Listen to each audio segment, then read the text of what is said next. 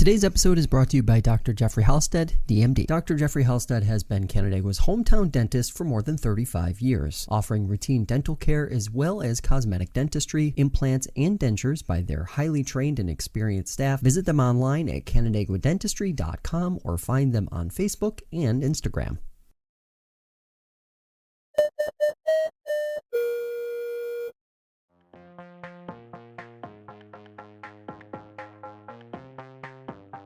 Today we continue our series previewing local elections across the Finger Lakes by catching up with one of the candidates running for Cayuga County Legislature.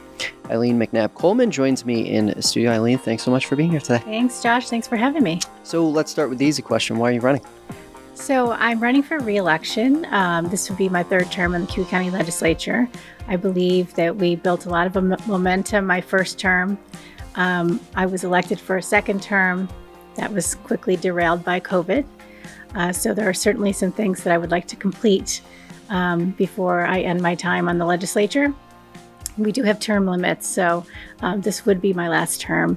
So I'm very excited to invest the time that's necessary into broadband, economic development specifically, upgrades to Emerson Park, which is in my district, and water quality. Those are the four main issues that the neighbors in District 5, the new District 5, have been speaking with me about on the doors. So these are my main priorities. When you think back about your experience so far, I guess COVID would be the big one, but what else stands out to you in terms of that experience and what has been really impactful to you? It's really interesting to think about being a county legislator. People are not quite sure versus a town person or a city person, and they're not quite sure about the services that we provide.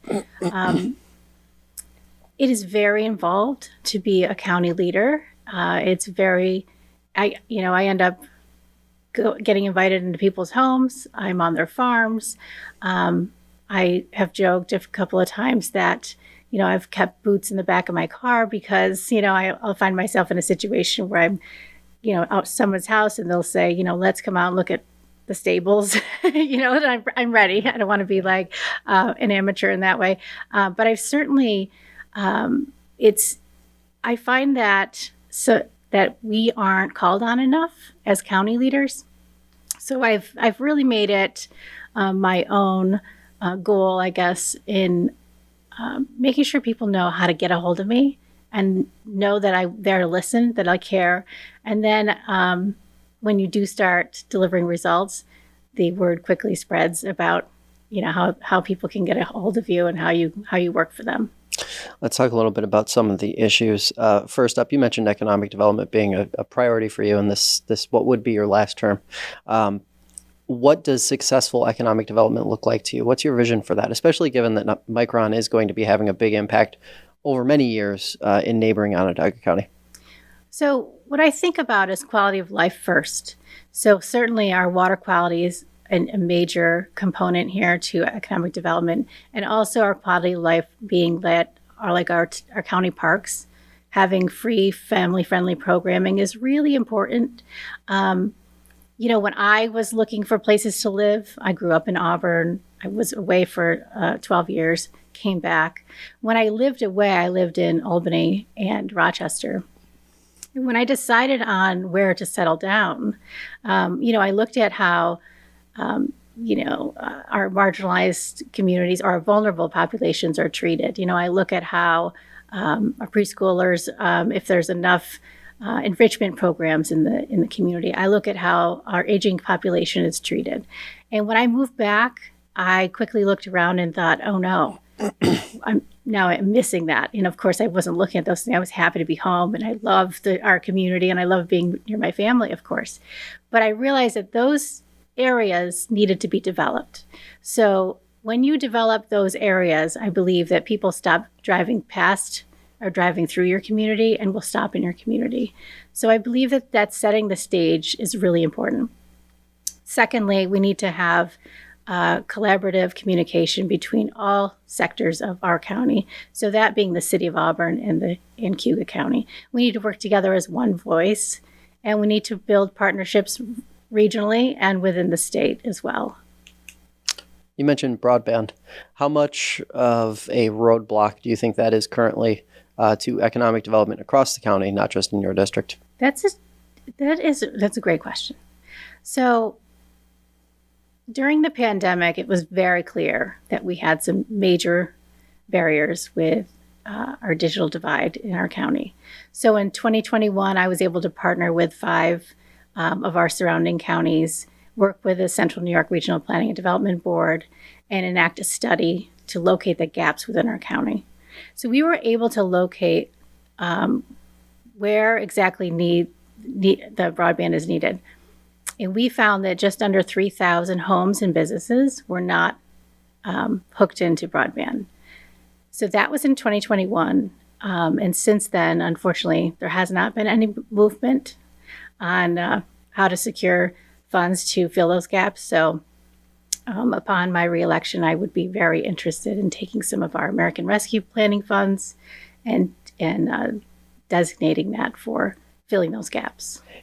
One of the complaints we hear a lot from people who live in rural parts of the region overall is that they have access to broadband, but it's lousy. And that is one of the common threads that we even see just traveling around the region is you might have access to certain things, but the quality is not very good. Is that the next layer of this challenge when you start to think about longer term than just a couple of years down the road? Certainly. But I do have folks that are in the county that really have no access at all. So they'll take what they can get. Yeah. But certainly we have to make sure that we're constantly assessing this. So whether it's getting out there and doing another study, partnering with the region, because doing a study in a county like Cayuga, it's a very long, narrow county, 77 miles long and very narrow. You have to work with all your partners and your neighbors. I believe strengthening our region in terms of access to broadband is really important. Environment and infrastructure are basically connected at the hip in Cayuga County. Obviously, the water quality issues, HABs, a number of other issues as well. Infrastructure just being a very expensive endeavor, no matter how you're doing it. How would you like to see the legislature approach this? I know a lot of work has already been going on this front, but what's next? What does the next 2 to 4 years look like on this front? A lot of work has been done on this. I've been dispatched to work with water quality since I became a legislator in 2016. What we did is we took a lot of, it took many years, but we took a lot of well-intentioned groups that were really caring about this issue, and were able to create a clearinghouse, both for information and looking for funding opportunities for our lake, and that's called the Owasco Lake Management Council. I've been vice chair of that council for a few years. So that's sort of one piece.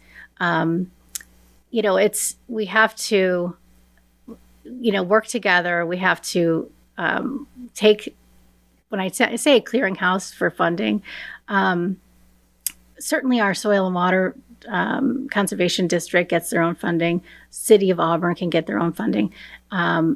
And our lake associations can get their own funding. We were finding out, though, that some of the pots, we were all going out for the same amount of money and competing against each other, not understanding that. So bringing that all together has been really important.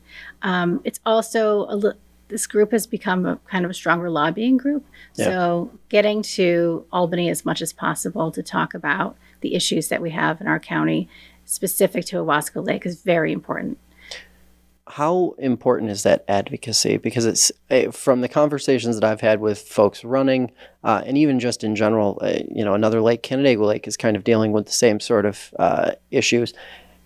It doesn't appear as though it's something that any city or town or even county is going to be able to deal with themselves. It almost seems like that advocacy to the state and federal government is going to be really crucial in terms of dealing with these things because of the expense that is going to come along long term with addressing them.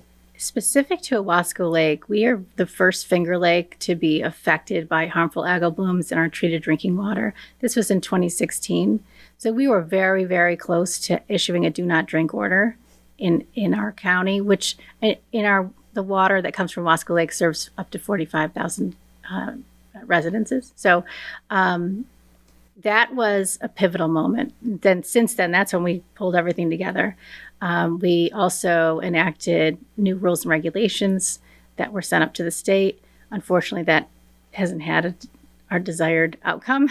So we, being that we're the first Finger Lake that has been so deeply impacted, we are the example. All of the Finger Lakes are watching us, so we cannot stop our advocacy at this point, both to the federal government and to the state. And we are all in with the city and the county to continue to press. And I know there's been recent meetings as of last week with the governor's office. So we're just going to continue. As I joke about, I joke, but it's not really a joke, but bus trips to Albany weekly is not, out of the question. Yeah. So, it's really important because one day of a do not drink order is a catastrophe for the city of Auburn and Cayuga County, and it's unacceptable. Yeah. Let's talk a little bit about EMS service. Obviously, last week we saw headlines that AMR was going to be closing their Auburn location. Obviously, that's going to put a strain on EMS service in Cayuga County. It seems as though some efforts are underway to figure out what the next steps are.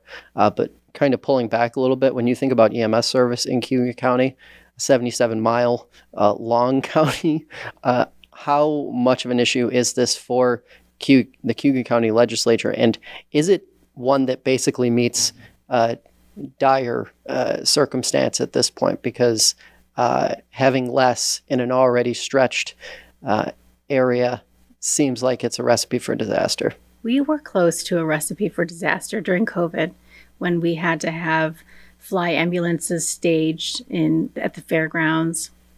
We weren't able to, have enough support picking up residents and transporting. And that was at the time when there were no more beds locally. And we were transporting people to Pennsylvania, to Massachusetts. So that was a time where I was losing sleep as a county leader and as the chair of the legislature. That was a very scary time. We are now back to me, as scary of a time as that was. So without a pandemic. So I feel as though, also for number one, I think the county, I don't think we're going to get out of this problem without helping to solve it financially. And that is something that I think we should be all in about. And we don't operate technically a county ambulance service. And I don't think we need to get into that business, but we need to support in some way, shape, or form financially getting something off the ground, whether it's a transition time or whether it's, for a full operating time. But I do feel as though this is very important. We rely heavily on our volunteer fire departments. There's a lot of mutual aid with the city, and that's very wonderful. I live just outside the city, so I know that you never know who's going to come if you call. It could be your town, it could be the neighboring town that's furthest away from the city, or it could be a city person that shows up. So it's really necessary. I do think also when I talk about our volunteer fire, that is another area of great concern, and that we rely on these folks to meet us in our darkest of moments. They've left their families and they are not compensated in any way, and they come and they are saving you in your greatest time of need. To me, that's insane. That's like a crazy thing to ask of people, and the fact that people do that is nothing short of a miracle. I once had my son we had many medical emergencies when he was small, and I remember I had moved back to Owasco, and I was there just a short time, and he's at 3:00 in the morning, a toddler having trouble breathing. And I was so focused on him at one point when I looked up, there were 10 men standing over me at 3:00 in the morning.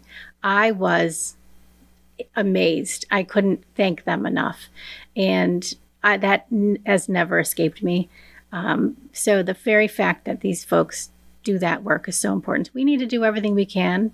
And I know that nobody wants to hear that it could possibly be a financial commitment from the county, but whatever we can do, we need to do. volunteerism is declining across the board, but this is especially impacting fire departments, volunteer fire departments. And you mentioned a financial commitment down the road potentially. Does it not feel a bit like we're headed toward a county managed service in a lot of places across the region, not just Cayuga County? This is not a problem. These are not problems that are unique to Cayuga County at all. It seems like as we'll call them town or hamlet services, become more strained, that eventually not just the financial part of it, but also the facilitation portion is going to fall in some degree on the county. How do you see that playing out? I know it's been discussed over years to talk about regionalization of our fire. That's not something I'm opposed to investigating. Yeah. I think that the decline, that I've seen a decline myself in our towns just over the past 8 years. Mm-hmm. So something needs to happen. So we definitely need to get together and have these conversations and be realistic. When you look at the number of calls that each one of these volunteer departments do, go to and record, it's amazing. So that is dwindling, and you're going back to the same people that are showing up. These folks can't possibly continue, and they do great work, but they can't continue to be not compensated, and they need to have the equipment they need to help us. I found a lot of folks have moved since the pandemic, and a lot of folks have perhaps moved into the suburbs, and neighboring towns and villages, and they're finding, when they call, it's going to take a minute. Mm-hmm. And they are a little surprised by that. And I said, you have a volunteer fire department. Then I was talking with somebody who didn't quite realize they were volunteers. Everybody does what they can. They call for the mutual aid. They call for everything if they can't, they can't service you. But it does take a little bit. So, we have to do what we can to make sure that we are raising the awareness now, talking about it now, and trying to make a plan. So, because I don't see that it can continue for much longer. Mm-hmm. It's something that I've talked to my own children about, to say, these are the things that, look what these people do. And it's a great thing to get into.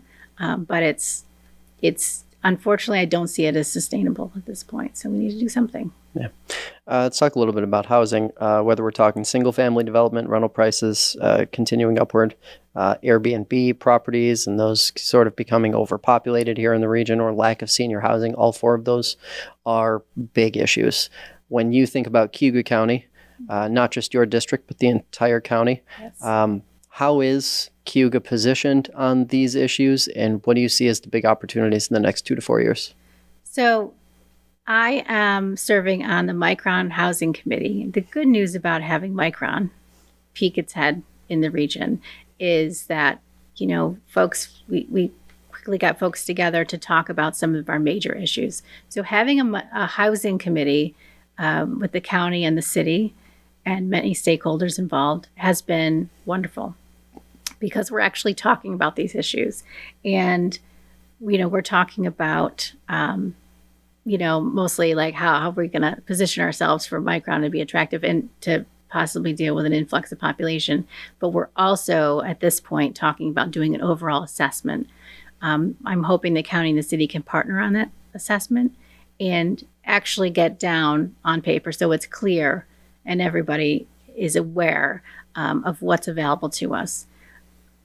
Housing is an issue specific to the city of Auburn right now in Cayuga County, because we just talked about expanding a homeless shelter in Auburn. We had a very, very small bed shelter on Grant Avenue inside the city. That is, we just put $1 million from ARPA money toward a rebuild to, I don't know how many times, maybe 6 times larger facility. This is 80-something beds, if I recall off the top of my head. Yep. So it's really important, because we were housing homeless in our hotels, and we weren't. You're not able to really support an individual or a family. You're not really able to keep on top of case management. And what we want to do is to get them in a facility like this that's fully staffed, that's secure, and that you're getting them involved with programs that can help make them sustainable to owning or renting their own place in the future. So that's a major service that we want to provide, and I'm glad that the county has voted on that last week. So. Population, it's a bit of a tricky situation. Obviously, there's some optimism with Micron coming in, but some of the data that we've seen suggests a 40% increase in seniors living in the region by 2040, while all of the younger age groups are expected to decline by up to 14% in that window. Mm-hmm. When you think about the opportunity that Cayuga County has with Micron, is that the county's best opportunity to reverse that trend? I mean, we've been seeing population decline across the region, period, for the better part of 15 to 20 years.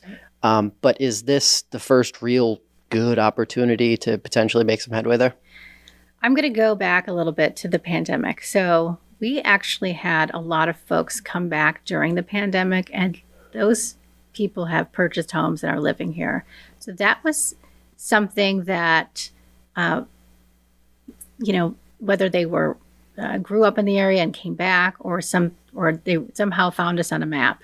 I think being a part of the Finger Lakes region is a huge draw. Having access to fresh water is a huge draw. We are so blessed with that. We need to capitalize on that.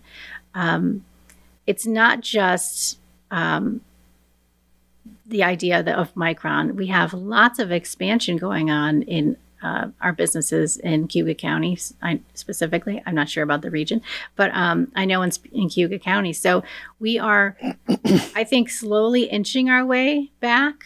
Yeah. And I feel optimistic in that way. And I think Micron only makes that better. But I do think that overall, when you look at our county and when you look at this region, we have so much to offer in terms of our natural resources. That's why I want to capitalize on further programming and further opportunities for people to come into Cayuga County. I remember when I first moved back, we didn't have like a coffee shop.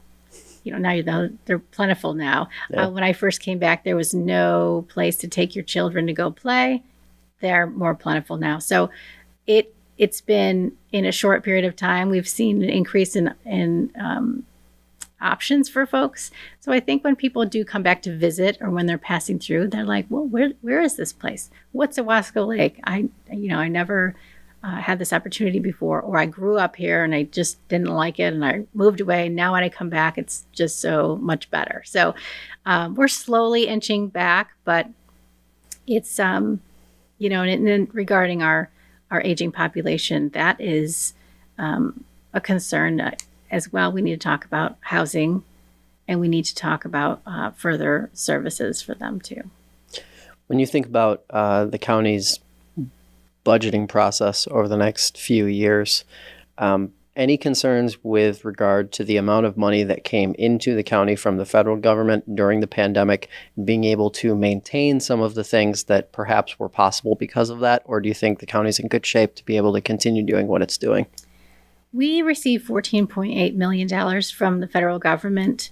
We still, I want to say, less than half is still unspent or unallocated. So we've been very good about that. We've been trying to invest it in the one-time investments like we just did with homeless housing.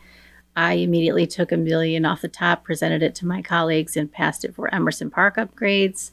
Yeah. So just long-lasting with minimal maintenance opportunities. I think in general, we've been really conservative, but overall growth is key to Cayuga County, and we only need to do that. We need to focus on generating revenue. So improving county parks, we have our county park in Sterling.